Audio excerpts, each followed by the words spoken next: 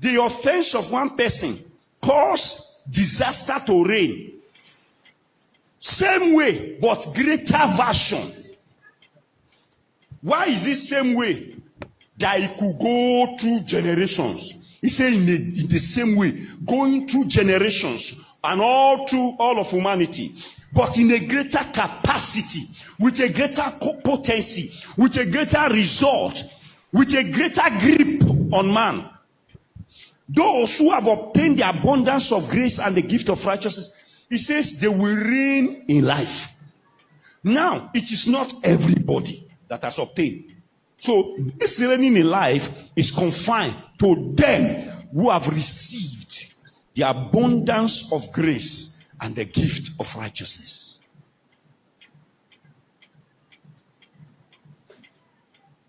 I bring you 3 things among others. 3 today. 3 things Jesus did by his vicarious sacrifice. You can rephrase it and say 3 legal completion.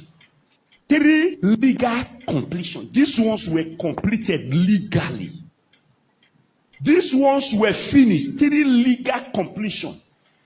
Number 1, Jesus legally completed all you need to reign in life. On a legal ground, Jesus finished it. Why am I emphasizing the legal? Because I say vital. You, whether you have received it. You, whether you are conscious of it. You, whether you are living it. You, whether you are ready for it.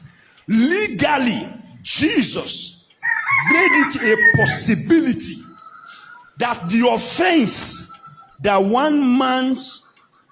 trouble that one man's offense created for humanity, Jesus came.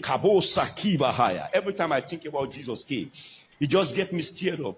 Jesus came by his single act of obedience to the tenets of Elohim. Jesus came and fulfilled the demand of justice, and he made it possible for man to have right to reign the way sin was the one reigning before. The way death was the one reigning before.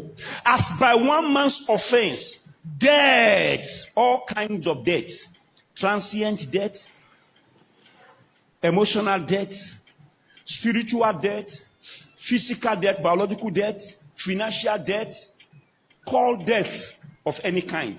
The way death reigned by one man. He said Jesus did a complete and legal work for men to now reign in life. And then their reigning should be complete. If by one man's offense, death reigned by one, much more they which have received. The question is, have you received? Have you received abundant grace? Have you received abundant grace or abundance of grace? Have you received abundant grace? Receiving abundant grace is not about coming to church. You can mark and tick all the lines in the register of the church, present, and you have not received it. No man having received abundant grace that is not conscious of it. Because the singular act of receiving it keeps the consciousness inside of you every day.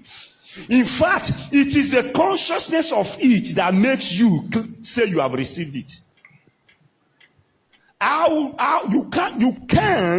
You can't lay a claim of receiving on something that you are not conscious of.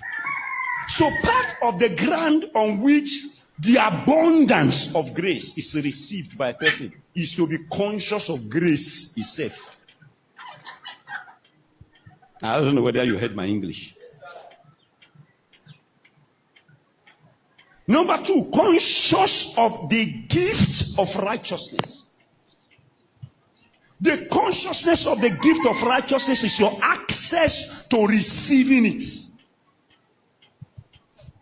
There are a lot of persons who have given their life to Christ. They are more conscious of sin, a little wonder they live in it. They are swallowed up in it.